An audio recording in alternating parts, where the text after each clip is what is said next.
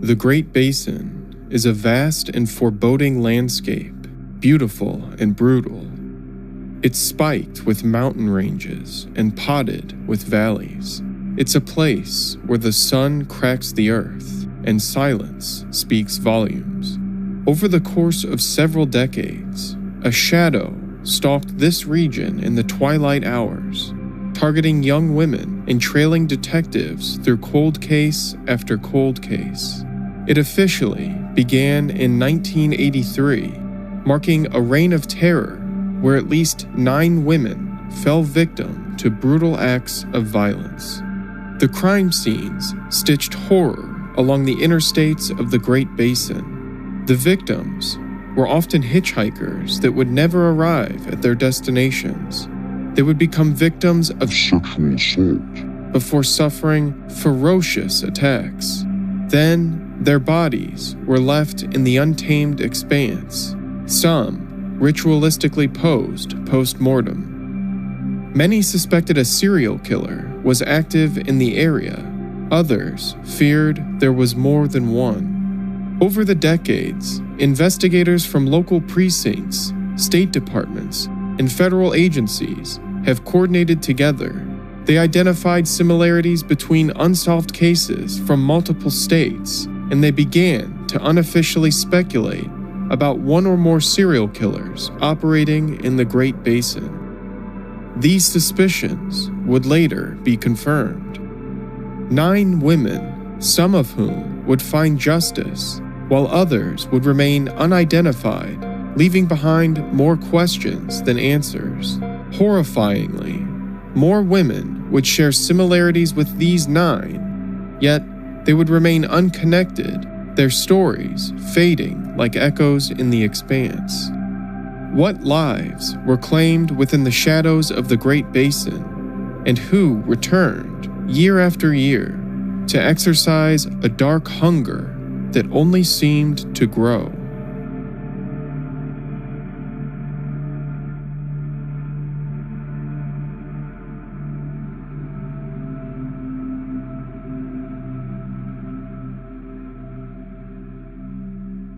It began with Janelle Lee Johnson. Johnson was born in Montana to a large family with over 10 siblings. She moved several times as a young adult and eventually ended up in Riverton, Wyoming in January 1983. She left home on February 16th, her 23rd birthday, for an admissions interview with the Vinoy Talent Center in Denver. She was hoping to attend the modeling school and launch her professional career. Johnson hitchhiked to Denver and phoned her roommate to confirm her safe arrival in Colorado. She completed her interview the following day, leaving Denver on the evening of February 17th. Riverton, Wyoming was roughly 5 hours away. She was scheduled the following day for a shift at the Valley View Lodge and Bowling Alley, where she worked as a cocktail waitress. Employees at the Bingo Antelope truck stop on Interstate 80 near Rawlins, Wyoming, reported seeing Johnson around 9 p.m. She was likely looking for her next ride, as she was less than 2 hours away from home. This is the last time she would be seen alive. Her roommate would report her missing to the Riverton Police Department on February 22nd, and on March 1st, the nude body of Janelle Johnson would be discovered in Fremont County by 3 road crew members who were repairing a closed road that had been washed out. Her body had been buried face down in an area known as Muskrat Creek Crossing, but high waters had unearthed the lower half of her body from the shallow grave. Her body did not appear to be posed after death. Johnson's clothing, jewelry, and personal belongings were not at the scene, and they would never be recovered. Dan Sullivan, the pathologist in Riverton, noted bruises and abrasions all over her body. He believed some of these were consistent with ligature marks, indicating that Johnson had been bound. Bite marks on her shoulder indicated that the suspect was missing teeth on one side of his jaw. The medical examiner testified that Johnson had been beaten and sexually assaulted. The cause of death was ruled to be strangulation, possibly with a rope or belt. DNA evidence was collected from Johnson's body. Tragically, these samples would degrade due to a malfunctioning refrigerator, effectively stripping the police of any biological evidence linking Johnson to her killer. One of the truckers that drove Johnson provided information that allowed investigators to trace her route and establish a timeline. This information led the investigating deputy to interview a man with missing teeth. His dental impression was sent to a lab in Texas that confirmed the impression matched the bite marks on Johnson's shoulder, but the match wasn't substantive proof. The suspect was never named publicly. However, police did reveal that he was a former cook at a local supper club, and he was never formally cleared. The unsolved murder of Janelle Johnson brought investigators to the brink of a reality they had yet to fathom. This was merely the first shadow in what would become a growing darkness that would haunt the Great Basin for decades to come.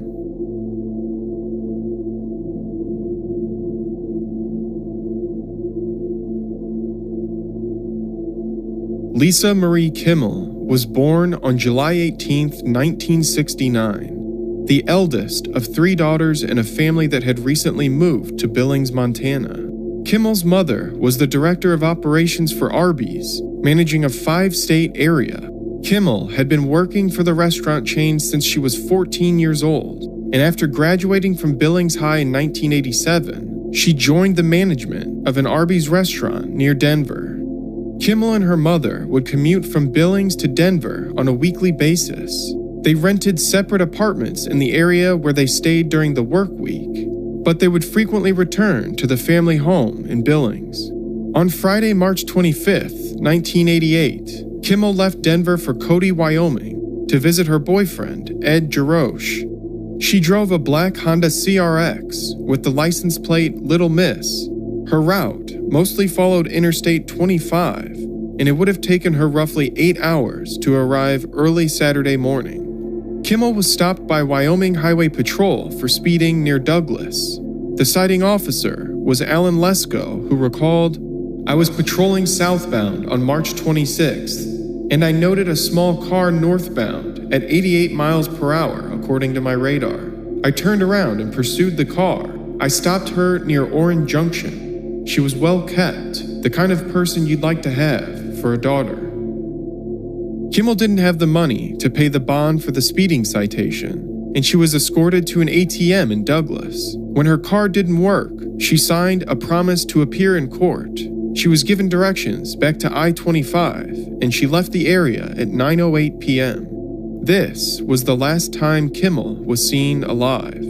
When Jarosh woke the next morning and discovered that Kimmel never arrived, he contacted authorities in Colorado and Wyoming to determine if she had been in an accident.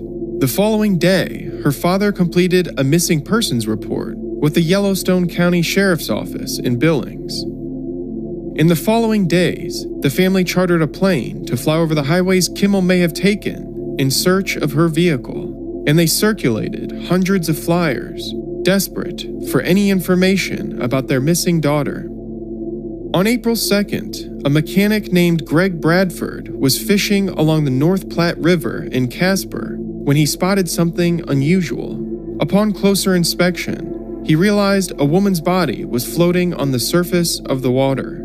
The corpse was partially nude, and due to the temperature of the water, there were no signs of decomposition. Her body was fully intact. Greg Bradford had heard of the missing woman, and upon seeing the body, he had an eerie feeling, claiming, "When I stepped up off the side of the bank, I looked over my shoulder and saw the lady in the water. And then I remembered when we were driving up from Cheyenne, they said this young girl was missing from Montana. So I looked again and I said, oh my God, it must be her." The remains were positively identified as those of Lisa Kimmel by using spinal x-rays. The medical examiner theorized that she had been killed shortly before her body had been discovered, which means she was held captive for nearly a week. She had been bound, beaten, and sexually assaulted. The cause of death was determined to be hemopneumothorax, which is the condition of having blood and free air in the chest cavity. The knife wounds were reportedly unique, practiced, and distinctive in pattern. The medical examiner stated that the blow to the head would have been enough to kill Lisa within minutes. Her blood was discovered a quarter-mile upstream on the old government bridge, suggesting she had been slain there and thrown into the river below. The bridge was difficult to access and rarely used, which caused investigators to speculate that the killer was local to the area. Greg Cooper, former FBI profiler, believed that the killer was sophisticated and practiced due to the knife wound patterns and control exerted on the victim. He believed these details indicated a serial offender. Rumors began to circulate about an unspecified occult connection in the killing. DNA evidence was retrieved from Kimmel's body, and in 2002, her killer was identified, a revelation that will be saved for later in this video.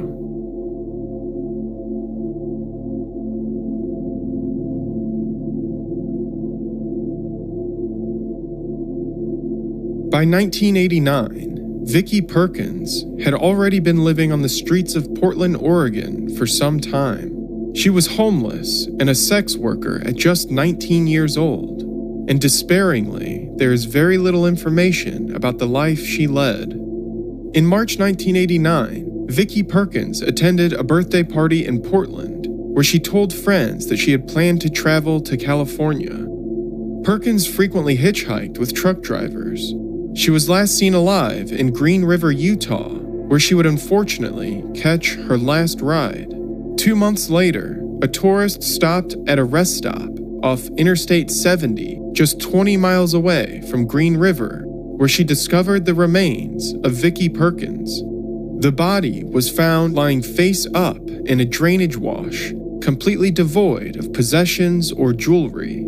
Because her body had suffered the elements for so long, it could not be determined if she had been posed after death.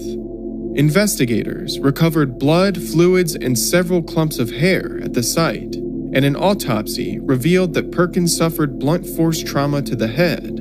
An official cause of death could not be determined due to the advanced stage of decomposition and partial consumption from coyotes.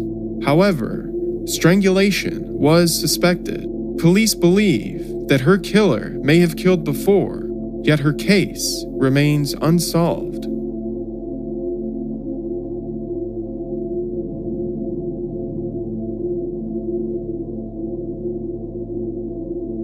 On October 26, 1990, deer hunters discovered the body of a woman in the mountainous wild of Millard County, Utah.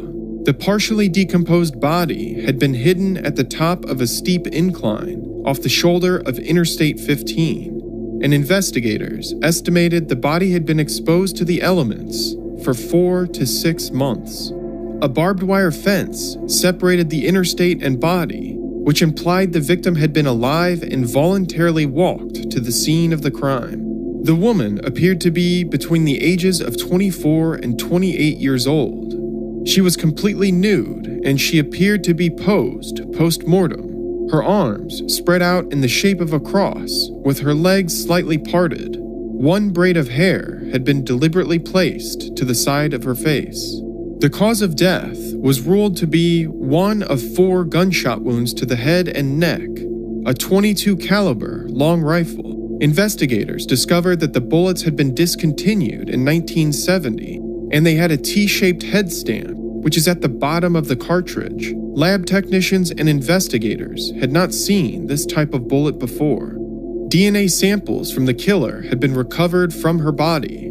Tragically, she remained in the basement of the Millard County Sheriff's Office for 13 years, waiting for identification. Then, in 2003, she was identified as Patricia Candace Walsh through dental records and DNA testing. In the same year, DNA was matched to her killer. In November 1989, Candy Walsh, as she was known, and her newlywed husband, Douglas Ziskowski, left Seattle to hitchhike to a Christianity convention in Georgia. In El Paso, the couple caught a ride with a long-haul trucker. It would be the last time the couple was seen alive. Ziskowski's body was found in January 1990 near Interstate 10, east Ozona, Texas, and he was identified in 1992. Walsh was held captive for over a week within the cab of the truck, where she was tortured and sexually assaulted. Her body would later be dumped in Millard County, where she would be known as Jane Doe 1 until her identification in 2003. Her killer would be caught in the commission of a similar crime, and he would eventually be convicted of 3 murders. Many believe he is responsible for over 50 disappearances.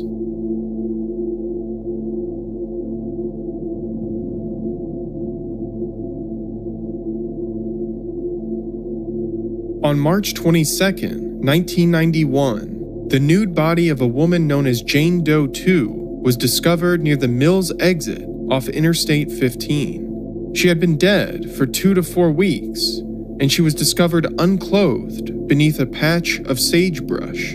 She had been shot 8 times in the head with a .25 caliber handgun. Because investigators believe she was dragged by her ankles and hidden, they were uncertain if she had been deliberately posed. Medical examiners identified a tattoo on her shoulder, Howell's Heartthrob. In February 1999, a cold case investigator from Florida phoned Utah detectives to report that he believed his missing person was Jane Doe 2. Fingerprint records in Florida later confirmed that Jane Doe 2 was Barbara Williams. While her case had initially been linked to the Great Basin murders by journalists and investigators, Howell Williams would be arrested in March 1999 and later convicted of her murder. Howell Williams was not considered a suspect in any of the other cases.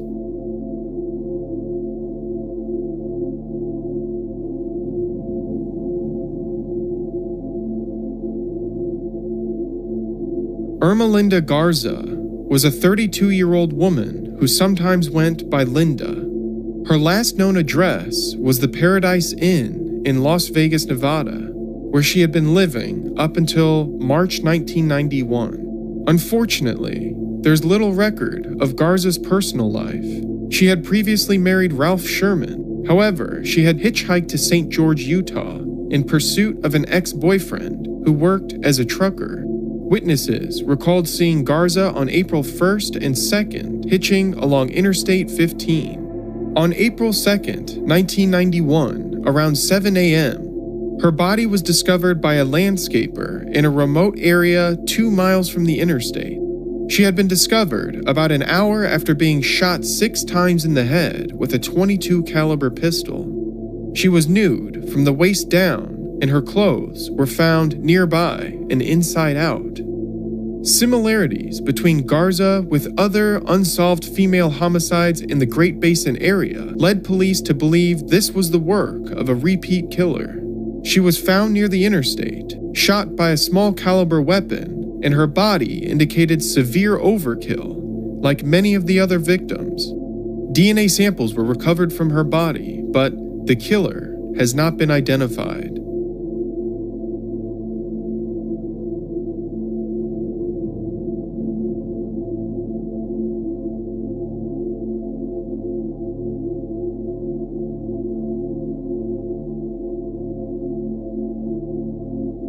On March 1st, 1992, Barbara Leverton, a Nebraskan truck driver, pulled off Interstate 80 to switch fuel tanks at 4:35 p.m. She spotted a body wrapped in trash bags at the bottom of a nearby snowy embankment, and when she approached, she made a horrific discovery that would haunt her for the rest of her life.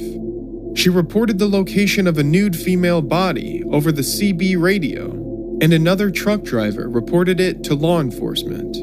Investigators arrived and analyzed the scene. The woman appeared to be between the ages of 24 and 32. Her pink underwear and sweatpants were nearby.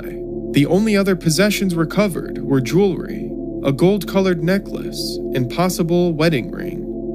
The murder appeared sophisticated, the aftermath of a serial offender. However, the perpetrator injured himself and shed blood at the scene. it was collected and identified as Type O. Investigators believed Bitter Creek Betty had been killed elsewhere between October 1991 and February 1992. Despite the prolonged exposure to the elements, her face had been well preserved, and police released images and composites in an attempt to identify the victim. The medical examiner discovered unimaginable cruelty. She had endured sexual assault, savage beating, and strangulation. It wasn't until the second autopsy that officials discovered that the cause of death was an ice pick inserted into the left nostril, penetrating the sphenoid bone, which resides behind the eye. Desperate to determine her identity, investigators searched her body for clues. Tragically, they found a cesarean scar, a testament to a child she once bore. A tattoo of a rose on her torso became a significant lead. It took investigators to Ralph Hawley of Kick-Ass Tattooing in Tucson, Arizona.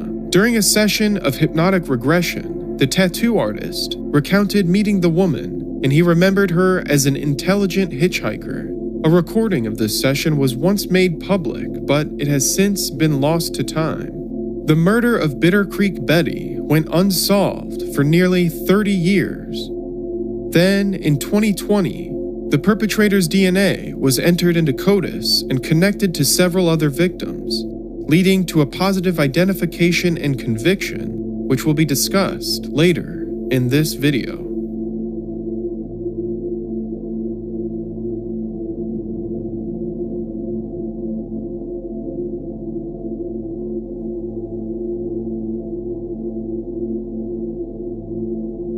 A local geologist discovered the body of an unidentified woman off the northbound side of Interstate 80 on November 16, 1993. The area was an unofficial turnoff that was littered with refuse, paraphernalia, bottles, and magazines. Bizarrely, this was the same area of a 1986 murder. Both were believed to be the victim of a serial killer. The Elko County Jane Doe would become the focus of a 15-agency investigation. Her body was completely nude and posed in the shape of a cross, similar to Patricia Candace Walsh. Investigators believe she had been dead for 6 days. She appeared to be in her mid to late 20s, and fingerprints were recovered from the body. The Elko County Jane Doe had suffered a brutal beating before being shot twice in the chest with a small caliber weapon. One bullet struck her heart, killing her instantly. Investigators believe she had been killed elsewhere and dumped at the scene. They found mid-sized tire tracks nearby, possibly belonging to a van or pickup truck. The medical examiner recovered bullets from the body, but the particular caliber was never released to the public. The body contained traces of alcohol and marijuana, and biological evidence indicated that she may have been sexually assaulted post-mortem. A citizen called the Nevada Highway Patrol to report seeing 2 men rolling a large blue tarp in the area. However, the caller and the 2 men were never identified. In 2009, hair samples were sent to a Salt Lake City laboratory for isotope testing, which can provide insights into an individual's diet, geography, and environmental exposure months or years before death. These samples were matched with drinking water in Afton, Wyoming, indicating that the Elko County Jane Doe lived here for the 7 months before her death. Tragically, the Elko County Jane Doe remains unidentified, and her case remains unsolved.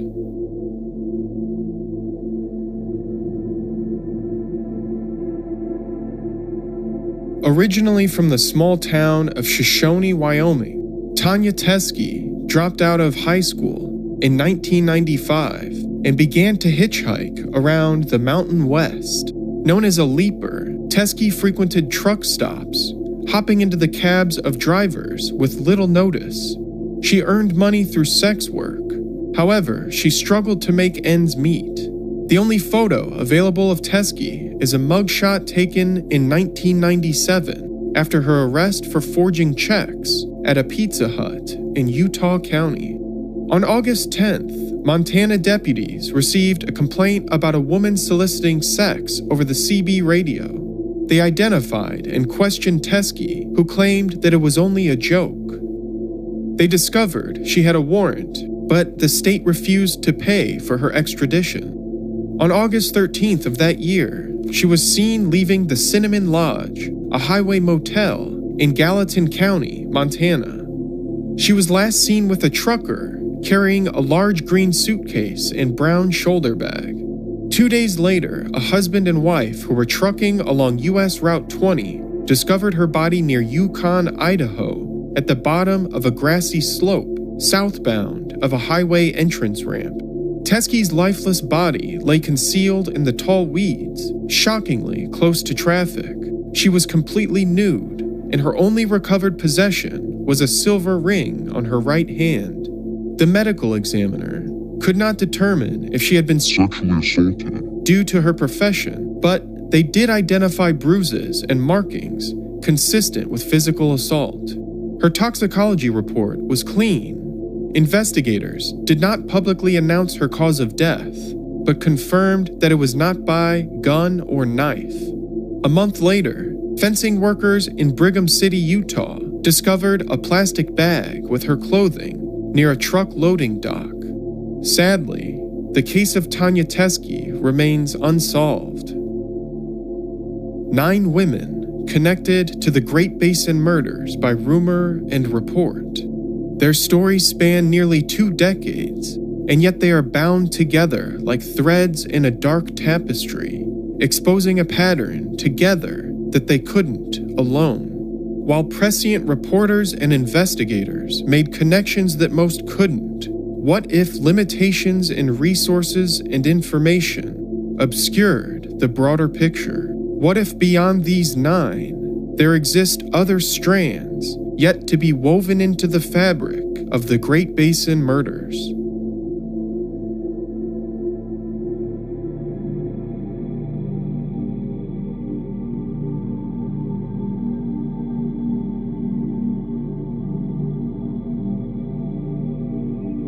Hauntingly, there exist cases that eerily mirror the Great Basin murders. They may share profile, geography, or circumstance, and their stories are a haunting possibility of a deeper, more pervasive horror. These unconfirmed cases resonate with unsettling familiarity, suggesting this shadow may extend far beyond what we have come to know.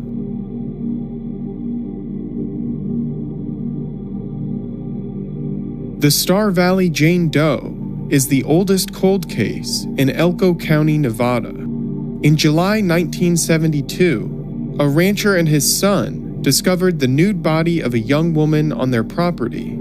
She had been posed in a cross-like manner on top of a hill about 8 miles south of Interstate 8. The woman was 5'2" and about 110 pounds, with shoulder-length reddish-blonde hair. Investigators believed that she had been dead for less than 10 days. The relentless summer heat accelerated the decomposition of her remains, but the medical examiner retrieved a fingerprint.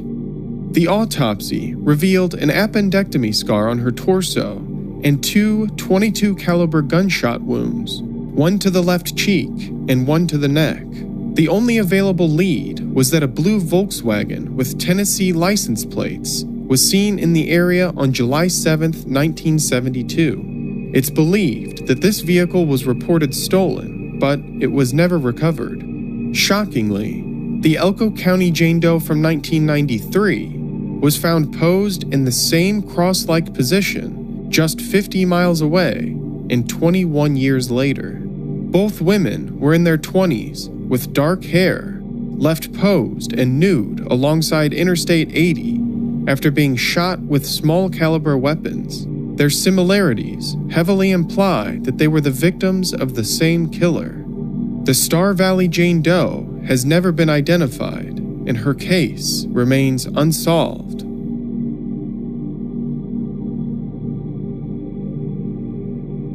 On October 5th, 1980, The nude body of a woman was found by two brothers just south of Nevada State Route 146 near Interstate 15 in Henderson. One of the brothers was an off-duty police officer and noted that the area was very rural with little traffic and no houses.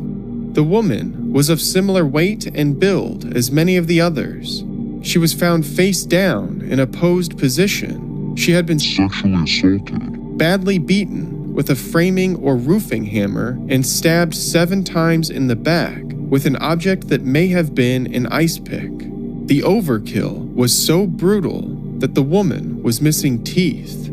Strangely, she had been tattooed on her inner right forearm. It was a simplistic letter S or number 5 in blue ink, and investigators speculated that it had been done shortly before her death.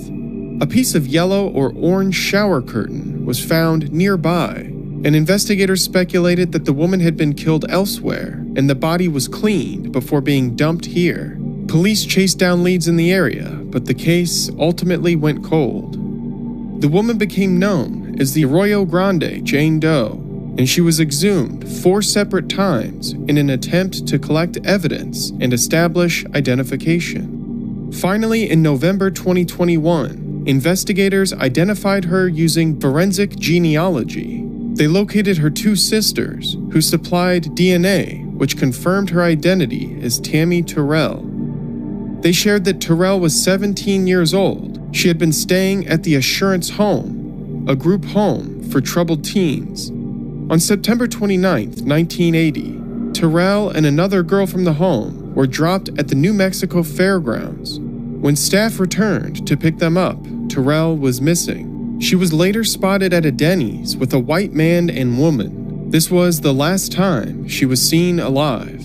Just as with the Star Valley Jane Doe, Terrell had been overkilled, assaulted, and abandoned nude and posed. Notably, this would be the second case mentioning the use of an ice pick as the cause of death.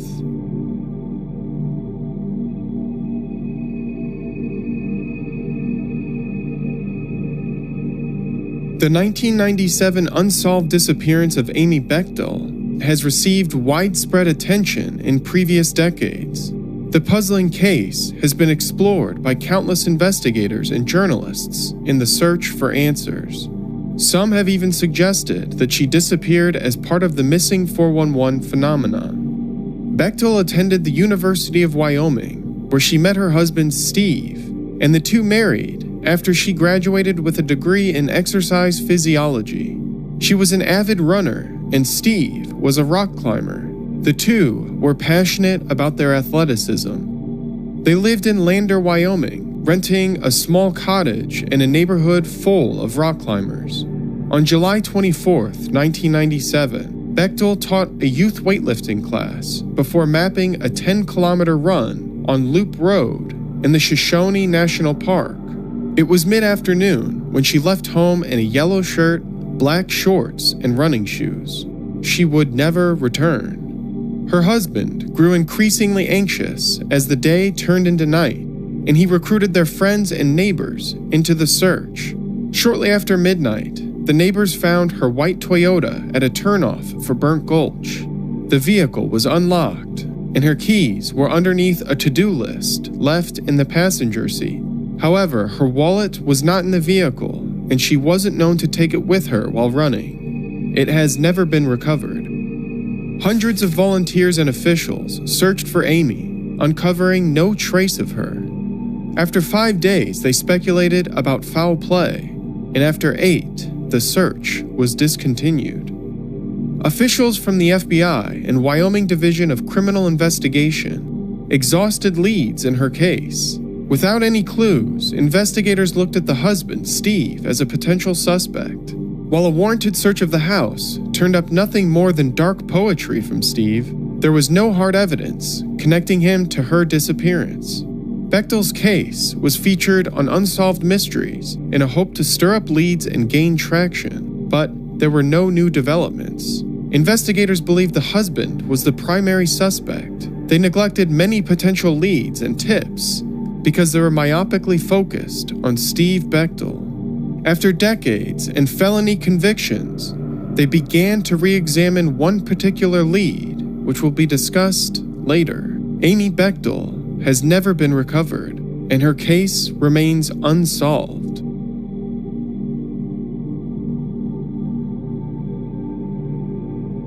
On October 8, 2000, duck hunters discovered the remains of a young woman in a field near Interstate 80, about a mile and a half east of Saltaire, a nearby concert venue. She was in a state of advanced decomposition. The remains were wrapped in several layers of plastic and duct tape. Reports vary, but records indicate that between 12 and 26 bones were recovered, along with a white sock, blue choker necklace, and skull with remnants of hair and rotting teeth. It's speculated that her body had been scattered by wildlife. She went unidentified for over a decade, and she became known as Saltaire Sally. Investigators made every effort to identify her remains, comparing dental records and completing isotope analysis. It wasn't until 2012 that she would be identified using DNA. Nicole Buchholz was a 20-year-old Washington native who had moved to Utah in 1998 with her boyfriend Joel Chaudwin. The two had a daughter shortly after, but lost custody because they were living in difficult circumstances. In March 2000, the couple had a fight, and Chaudwin left to cool off. While this was the last time Buchholz was seen alive, Chaudwin is not considered a suspect in her disappearance or murder. Cold case detectives received a call on their tip line from someone claiming to have killed Buchholz, but received no additional information, and her case remains unsolved. The cases of the Star Valley Jane Doe, Tammy Terrell, Amy Bechtel, and Nicole Buchholz underscore the possibility that the shadow of the Great Basin murders may stretch farther than ever imagined, and at the heart of this darkness lies one or more predators who turned this region into their killing fields for more than 2 decades.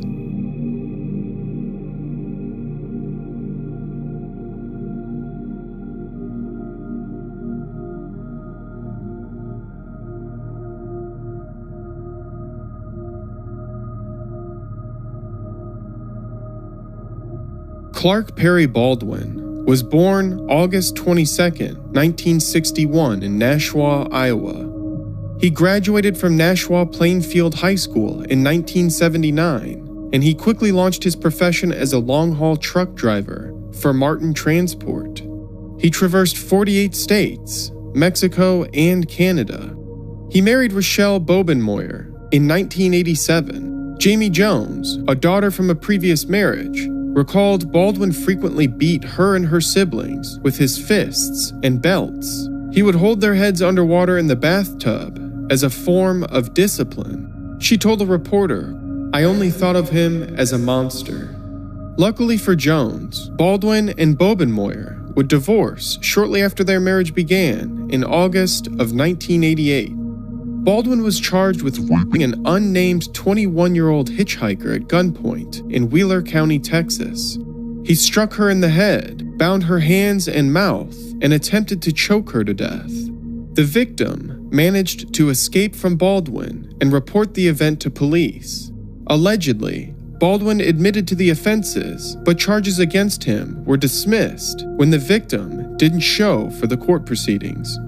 Baldwin moved to Springfield, Missouri, and in 1997, the Secret Service raided his apartment under counterfeit charges. They seized his desktop computer and assorted evidence implicating that Baldwin and 2 female accomplices were forging U.S. currency. He served 18 months in a penitentiary, and he was released in 1999. It's believed that Baldwin continued to operate as a truck driver until he moved to Newport News, Virginia, where he began to drive a taxi for the Orange Cab Company. While in Virginia, he met Edwards Huddleston, a woman with a new family who had fallen on hard times.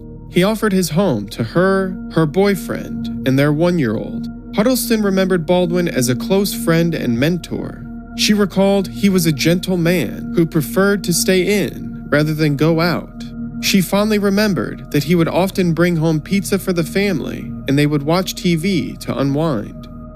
After 3 or 4 years, Baldwin lost his license and moved back to Nashua to live with his brother and mother. In 2019, Tennessee cold case investigators reopened the case of Pamela Rose McCall. She was found off Interstate 65 in Spring Hill, Tennessee in March 1991. She was fully clothed, except she was missing her shoes. She had been sexually assaulted, strangled, and dumped. A DNA sample was recovered from McCall's pantyhose, and in 2020, investigators entered the perpetrator's blood into the FBI's Combined DNA Index System, or CODIS, which connected him to several other victims. Baldwin's DNA sample was also connected to the 1992 murder of Bitter Creek Betty and the 1992 murder of the Sheridan County Jane Doe.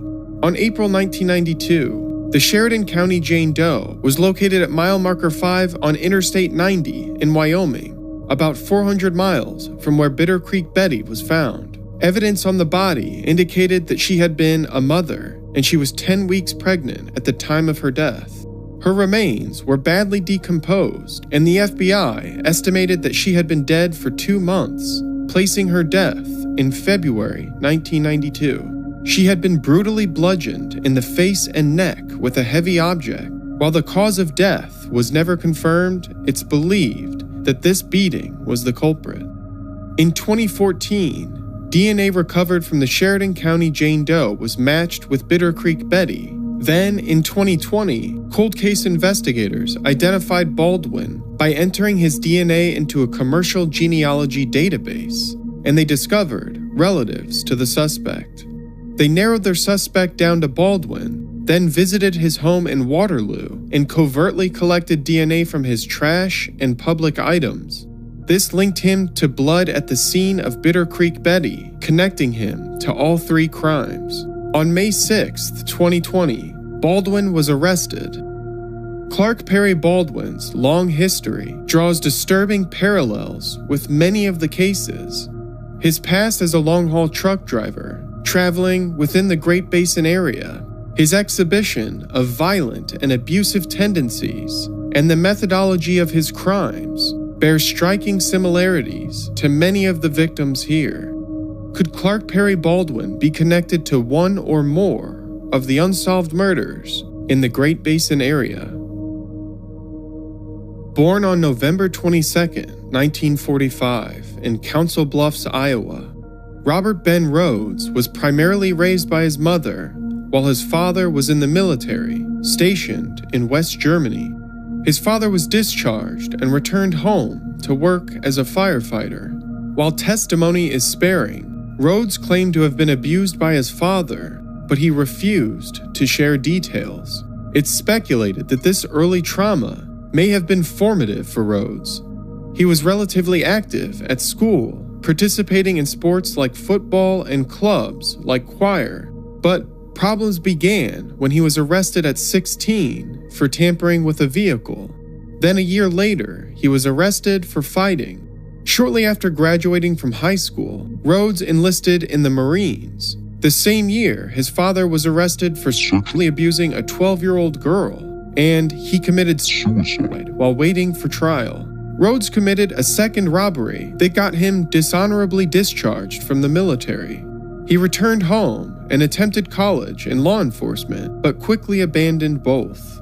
He was married 3 times, fathering 1 son, while working in stores, warehouses, and supermarkets.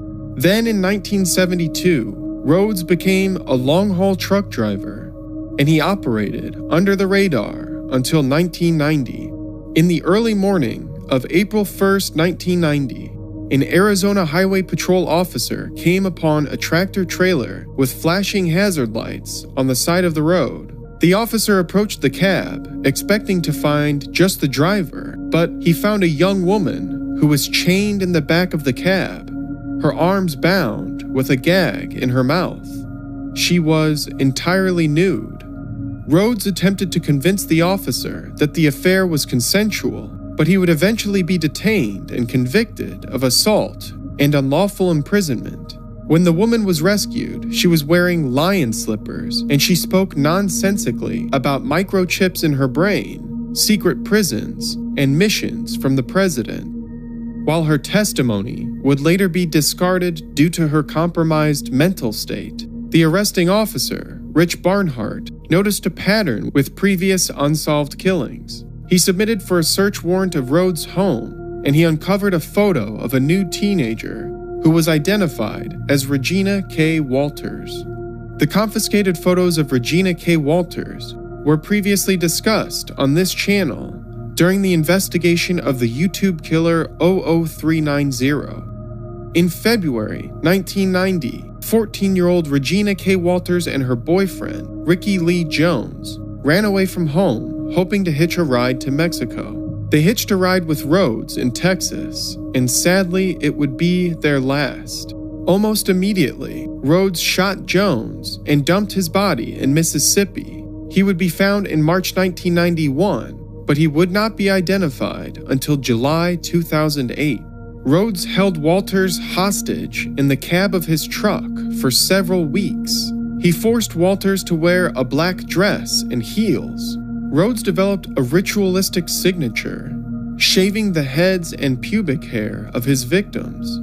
The purpose is unknown, but some have speculated that it could have been an aspect of humiliation, or others have speculated that Rhodes was committing some forcible projection. Perhaps he was forcing his victims to look like his younger self, so he could reenact the abuse he experienced from his father, using his victims to excise the emotional trauma. It's believed that Rhodes spent nearly a month in the sleeper cab that had been converted to a mobile torture chamber. Ultimately, Walters would be found months after her death in September 1999 in an abandoned barn in Greenville, Illinois. The cause of death appeared to be strangulation by garrote. Rhodes called Walters' father twice, speaking only briefly to tell him, "I made some changes, I cut her hair," before confessing he left Walters in a barn. He would hang up before saying anything more. The medical examiner would report that the garrote had been twisted and tightened far beyond what was necessary to asphyxiate the victim. Her body had evidence of being tortured, details that will be deliberately omitted here. Rhodes would be convicted and receive a life sentence for the murder of Regina K. Walters in 1994. DNA and photographic evidence from his home would connect him to the murders of Patricia Candace Walsh and Douglas Ziskowski. He would later receive official convictions for their murders too. Despite these convictions, many speculate that Rhodes may be responsible for closer to 50 murders. His occupation as a trucker afforded him mobility and anonymity where he could traverse interstates. He has a history of preying on female hitchhikers who he would kidnap and torture with a perverse sexual motivation. He had a penchant for altering the appearances of his victims before abandoning their bodies, possibly an act of humiliation. Perhaps he began by stripping the bodies, leaving them to be found nude, and he only later progressed to shaving their hair. Lastly, his penchant for sadism could explain the brutality and overkill seen in many of the other Great Basin murders. Dale Wayne Eaton was born on February 10th, 1945. He would be the oldest son in the family, and with 7 other siblings, he missed any significant childhood as he was frequently the caretaker of the family and farm property. His father was the primary breadwinner, relying on menial jobs that he frequently lost. His father was a heavy and frequent drinker who regularly abused those who crossed his path at home. Even the mother reported that she had been kicked so hard she broke her tailbone. But as the eldest son, Eaton took the brunt of the abuse. His father beat him with his fists and belts, and he broke bottles on his son's head. Yet no one in the family received medical care. Eaton was developmentally delayed, and he struggled with emotional and intellectual disconnection. He was held back at least once in his academic career. However, documentation remains absent, and these are based on Eaton's own recollections. He struggled to make friends in school, a pattern that would continue for the rest of his life. With such radical and violent abuse at home, he became strongly attached to his mother, who he believed was a strong and dedicated force of good in the home. Perhaps blinded by his youth and love, Eaton did not recognize the stark symptoms of mental illness in his mother. When he was 16, he recalled her suffering a nervous breakdown, and in 1961, she was hospitalized and diagnosed with schizophrenia. Eaton was hospitalized at the Colorado Psychopathic Hospital around the same time as his mother, and he was diagnosed with depression and serious emotional problems. He came to believe that he was responsible for her mental health issues. After he was diagnosed, he was sent to the Lookout Mountain School for Boys, then the Buena Vista Correction Center. He would learn to weld at the latter, and when he was released, he attempted to reintegrate in society by joining a church and welders union, taking on the profession wholeheartedly. He sent money back to his family, feeling responsible and loyal to them, even as he strove to build his own life. In 1971, he married Melody St. John, who is also referred to as Melody Klein. He was 26 and she was 18. It was the first significant and long-term relationship Eaton had. However, it was rife with abuse and acrimony. Even on the night of the wedding, Melody wanted a divorce. Yet, they reconciled and had 3 children. Eaton became his father, working infrequently and often losing jobs due to altercations or laziness. Their trailer sometimes had no amenities, and they were living in rough conditions. Eaton took freelance welding jobs and sold salvage, but it wasn't enough to support the family. When Melody became the primary breadwinner, she divorced Eaton in 1986. Distraught, Eaton worried what he might do. He turned himself into a local police precinct, where officers took him to the community hospital, where he was diagnosed with depression and thought disorder. Shortly after, he began living in Moneta, Wyoming, on a piece of property given to him by a relative. There was no running water or facilities. Instead, he moved an old bus to the property and began living there. His lifestyle and hygiene fell well below standard. He would hunt deer and freeze venison. Then for meals, he would simply throw the frozen venison into an unwashed pan and eat with his hands. He stopped bathing almost entirely, only occasionally washing himself when he would take his vehicle to the car wash. A year later, in 1987, his brother asphyxiated himself with carbon monoxide from a vehicle due to money troubles. He had come to Eaton for financial help, yet Eaton hadn't helped him. Afterward, Eaton blamed himself, believing that if he had loaned his brother money, he wouldn't have committed suicide. In 1988, Eaton lost his welding truck and equipment, destroyed his credit, and he couldn't seem to hold down a job longer than 90 days. He was a vagabond, traveling sometimes to Nevada for a romantic relationship with a woman who referred to him as Junkyard Dale because of his poor grooming habits. On April 2nd, 1988, Lisa Kimmel's body was found in the North Platte River. From 1997 onward, Eaton received extensive psychiatric evaluation with frequent hospitalizations, all likely due to his traumatic childhood upbringing. By 2002, Eaton was serving in a Colorado prison for a felony. It wasn't until April 17, 2003, that Dale Wayne Eaton was charged with the murder of Lisa Marie Kimmel. As previously mentioned, Kimmel had been last seen by a traffic citation officer in a vehicle with the plates Lil Miss. She may have been abducted and held captive before being beaten, stabbed, and thrown into the river off the old government bridge. DNA recovered from Kimmel's body was matched with Eaton by way of a sample procured after his felony conviction. After searching the Moneta property that belonged to Eaton, investigators discovered parts from Kimmel's vehicle. 2 theories emerged at trial. One was supported by an inmate who served time with Eaton. He claimed that Eaton had recounted Kimmel giving him a ride, and when he made sexual advances, she slammed the brakes and told him to exit the vehicle. They were between towns and there was nowhere to go. Things escalated quickly, and Eaton restrained, assaulted, and killed Kimmel. The second theory was revealed by Eaton to a doctor conducting a psychological evaluation. Eaton claimed he found Kimmel's vehicle on his property on March 25, 1988. He thought someone in the vehicle was being robbed, and he rushed forward with a weapon. He only found the woman, yet he restrained her and escorted her to the bus on his property. There, the situation escalated due to Eaton's diminished intellect and rising emotion. He kept her on his property for several days so he would not have to be alone for Easter. Then he sexually assaulted and killed her after the holiday.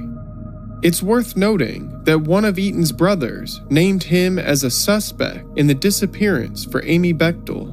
Richard Eaton called investigators to report that he believed his brother was responsible for the killing of Bechtel. He shared that his brother had been camping in the Burnt Gulch area at the time of Bechtel's disappearance. However, police dismissed this tip. They believed Richard Eaton was simply angling for the reward money. It wasn't until the 2004 conviction of Dale Wayne Eaton that they began to investigate him further. Although he has been visited by investigators in jail, he has refused to speak on the disappearance of Amy Bechtel. While Baldwin, Rhodes, and Eaton could be responsible for more than the convictions here, there remains an alternate possibility. There could be an unidentified and lurking presence within the Great Basin, the haunting specter of an uncaught serial killer. The search for clarity and closure should not erase the potential that there remains an unseen monster still obscured in the fog of history.